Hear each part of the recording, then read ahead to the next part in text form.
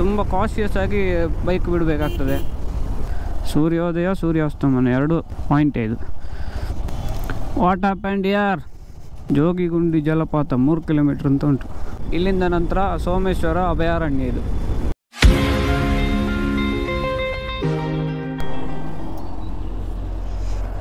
Hi guys, welcome back to new vlog. ನಾನಿವತ್ತು ಒಂದು ರೈಡಿಗೆ ಹೊರಟಿದ್ದೇನೆ. ಎಕ್ಸಾಕ್ಟ್ ಇವಾಗ ಕಾರ್ಕಳ ನವೋದಯ ಜಂಕ್ಷನಲ್ಲಿದ್ದೇನೆ. ಬೈಕ್ ಫುಲ್ ಲೋಡ್ ಆಗಿದೆ. ಅಂದರೆ 3 ಡೇಸ್ ರೈಡ್ ನಮ್ಮದು.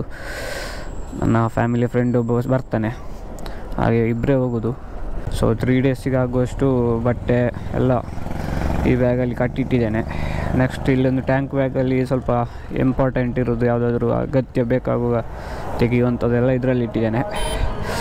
ಈಗ ಅವನಿಗೆ ವೆಯ್ಟ್ ಮಾಡ್ತಾ ಇದ್ದೇನೆ. ಬಂದ ಕೂಡಲೇ ಹೊರಡೋದು.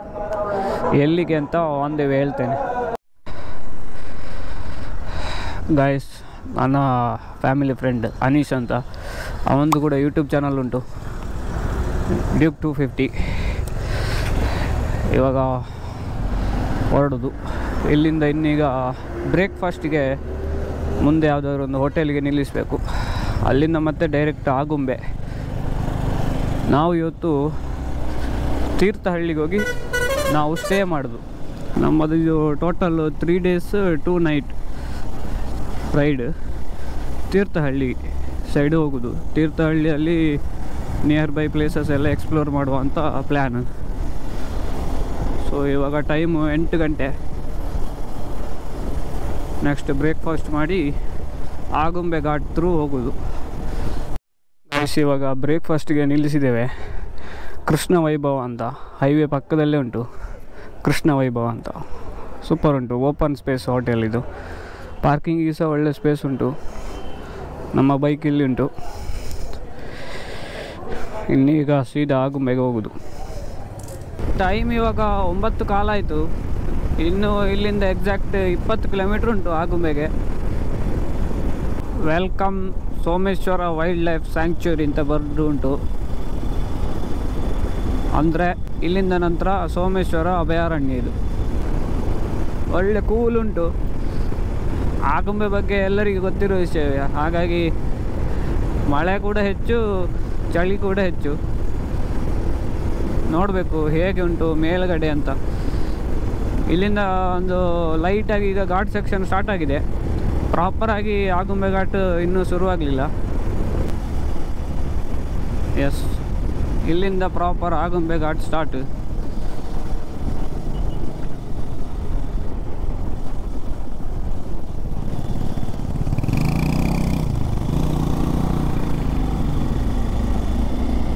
ಆಗುಂಬೆ ಘಾಟ್ ವೆರಿ ಫೇಮಸ್, ಹಾಗೆ ಡೇಂಜರಸ್ ಕೂಡ. ಯಾಕಂದರೆ ಇಲ್ಲಿ ತುಂಬ ಟೈಟ್ ಕರ್ವ್ ಮತ್ತು ತುಂಬ ನ್ಯಾರೋ ರೋಡ್ ಇರೋದು. ತುಂಬ ಕಾಶಿಯಸ್ ಆಗಿ ಬೈಕ್ ಬಿಡಬೇಕಾಗ್ತದೆ.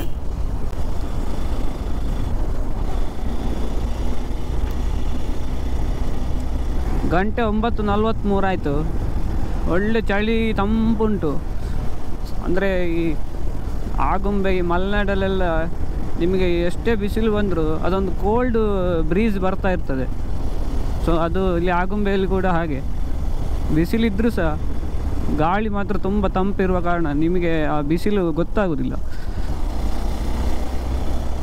ಮತ್ತು ಘಾಟ್ ರೋಡಲ್ಲಿ ಹೇಗೂ ಗಾಳಿ ಜಾಸ್ತಿ, ಯಾಕಂದರೆ ನಾವು ತುಂಬ ಹೈಟಲ್ಲಿ ಹೋಗ್ತಾ ಇರ್ತೀವಿ.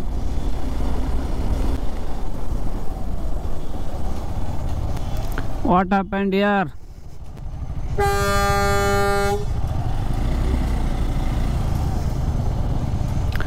ಎರಡು ಬಸ್ಸು ಬಂದರೆ ಇಲ್ಲಿ ಭಾರಿ ಕಷ್ಟ.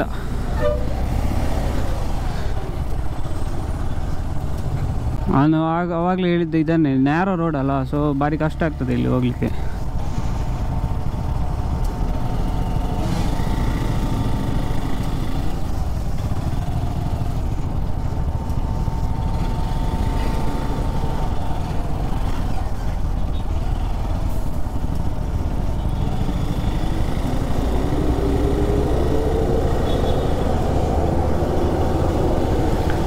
ಒಳ್ಳೆ ವ್ಯೂ ಉಂಟು ಮಾತ್ರ ಲೆಫ್ಟ್ ಸೈಡಲ್ಲಿ.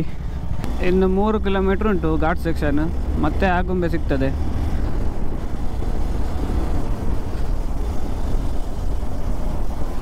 ಅಗೇನ್ ಇಲ್ಲೊಂದು ಹೇರ್ ಪಿನ್ ಬೆಂಡ್ ಉಂಟು.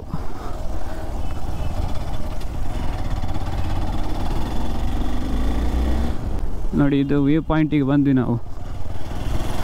ಲೆಫ್ಟ್ ಸೈಡಲ್ಲಿ ಇರೋದೇ ಆಗುಂಬೆ ವ್ಯೂ ಪಾಯಿಂಟ್.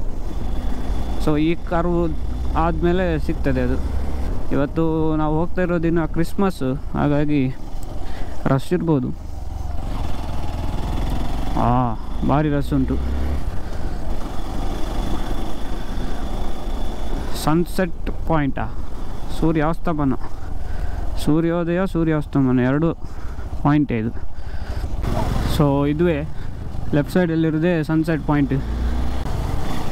ನೋಡಿ ಇಲ್ಲಿ ಎಷ್ಟು ಸಪುರ ನೋಡಿ. ಚಾರ್ಮಾಡಿ ಘಾಟಿಯಲ್ಲಿ ಸಹ ಇದೇ ಥರ ಒಂದು ಕಡೆ ಸಿಗ್ತದೆ, ಫುಲ್ಲು ಸಪೂರ ಇರ್ತದೆ. ನಾವು ಇವತ್ತು ಅಲ್ಲಿ ಸನ್ಸೆಟ್ ಪಾಯಿಂಟಿಗೆಲ್ಲ ಹೋಗಲಿಲ್ಲ, ಸುಮ್ಮನೆ ಟೈಮ್ ವೇಸ್ಟ್ ಆಗ್ತದೆ. ಗೈಸ್, ನಾವೀಗ ಆಗುಂಬೆ ಘಾಟ್ ಮುಗಿಸಿ ಮುಂದುಗಡೆ ಹೋಗ್ತಾ ಇದ್ದೇವೆ. ಇನ್ನು ಡೈರೆಕ್ಟ್ ಆಗುಂಬೆ ಪೇಟೆ ಸಿಗ್ತದೆ. ಅಲ್ಲಿ ಸ್ವಲ್ಪ ಮುಂದೆ ಹೋಗಿ ರೈಟ್ ತಗೊಂಡ್ರೆ ಜೋಗಿಗುಂಡಿ ಫಾಲ್ಸು ಮತ್ತು ಬರ್ಕಣ ವ್ಯಾಲಿ ಎಲ್ಲವೂ ಸಿಗ್ತದೆ. ಬಟ್ ನಾವಿವತ್ತು ಜೋಗಿಗುಂಡಿ ಫಾಲ್ಸಿಗೆ ಹೋಗಬೇಕು ಅಂತ ಅಂದ್ಕೊಂಡಿದ್ದೇವೆ. ಅದು ಓಪನ್ ಉಂಟಾ ಅಥವಾ ಅಲ್ಲಿ ಎಂಟ್ರಿ ಫೀಸ್ ಎಲ್ಲ ಎಷ್ಟು ಅಂತ ಗೊತ್ತಿಲ್ಲ, ನೋಡಬೇಕು. ಇವಾಗ ಟೈಮು 10 ಕಾಲ ಆಯಿತು. ಇಲ್ಲಿ ಮುಂದುಗಡೆ ರೈಟ್ ಸೈಡಿಗೆ ಹೋಗಬೇಕು, ಅದು ಜೋಗಿಗುಂಡಿಗೆ ಹೋಗ್ತದೆ.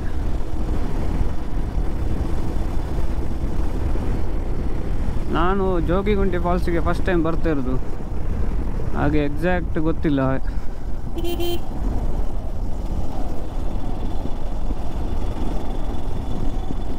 ಇಲ್ಲಿ ಹೋಗಬೇಕು, ಪರ್ಮಿಷನ್ನು ಇಲ್ಲಿ ತಗೊಳ್ಬೇಕು. ಓಪನ್ ಉಂಟೋ ಗೊತ್ತಿಲ್ಲ.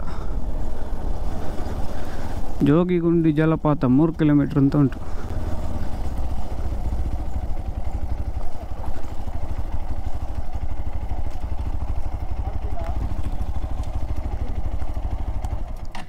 ಹಾಂ,